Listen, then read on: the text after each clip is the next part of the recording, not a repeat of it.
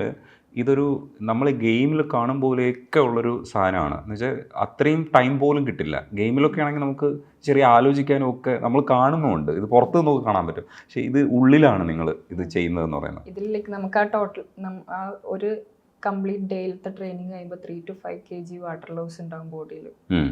അപ്പം അത്ര എക്സ്ട്രീമായിട്ട് നമ്മളെ ബോഡി അതിൻ്റെ ഉള്ളിൽ നിന്ന് വർക്ക് ചെയ്യുന്നുണ്ട്. പിന്നെ ആ ഒരു ഹീറ്റ് ആണെങ്കിലും പിന്നെ ഹെൽമെറ്റിൻ്റെ ഉള്ളിലുള്ള ഒരു ടൈറ്റ്നസ് ആണെങ്കിലും മൊത്തത്തിൽ നമ്മൾ എക്സോസ്റ്റഡ് ആയിരിക്കും.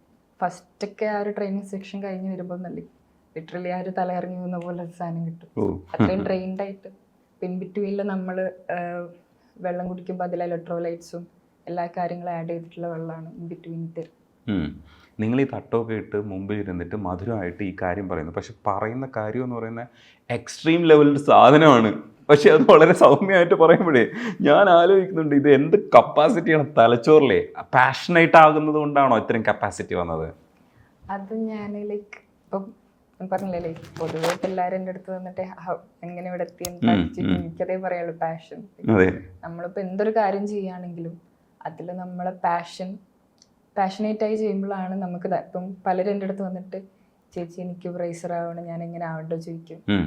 ഞാൻ എന്താ ചെയ്ത് കൊടുക്കാനാണ്. ഒരാളെ ലൈഫിൽ ഇപ്പോൾ വാട്ട് എവർ മാറ്റർ, ഇപ്പോൾ ഒരു സ്റ്റുഡൻ്റ് ആണെങ്കിലും പഠിക്കാനാണെങ്കിലും ലൈക്ക് എന്തൊക്കെ ആണെങ്കിലും അവരാണ് അവരെ റൂട്ട് സെലക്ട് ചെയ്യേണ്ടത്.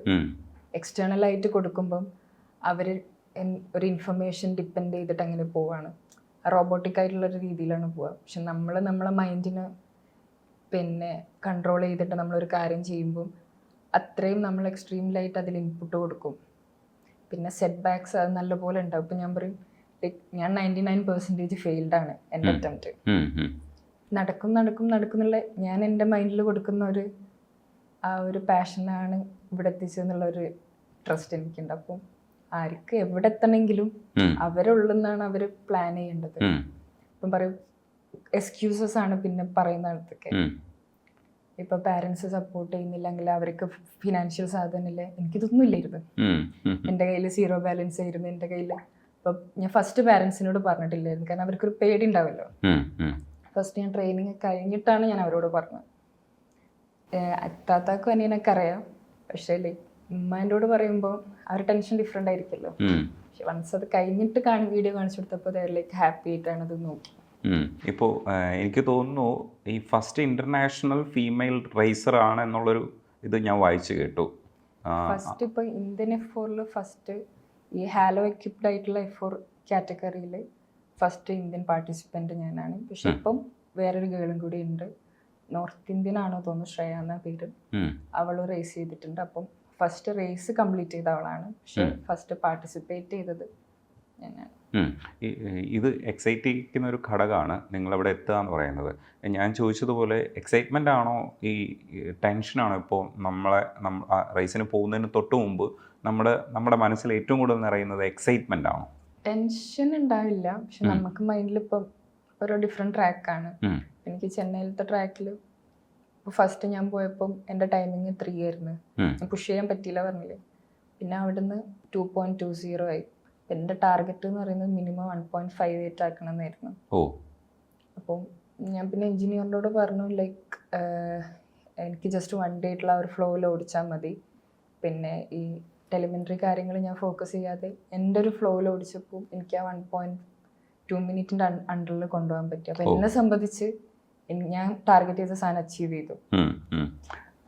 അത് മതി കോൺഫിഡൻസിന്.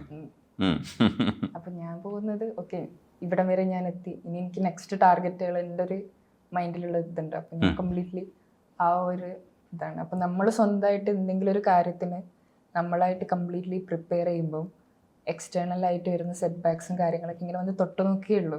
അവർക്കൊന്നും ഉള്ളിലോട്ട് വരാൻ കഴിയില്ല, അല്ലെങ്കിൽ നമ്മളെ ബ്രേക്ക് ചെയ്യാൻ കഴിയില്ല.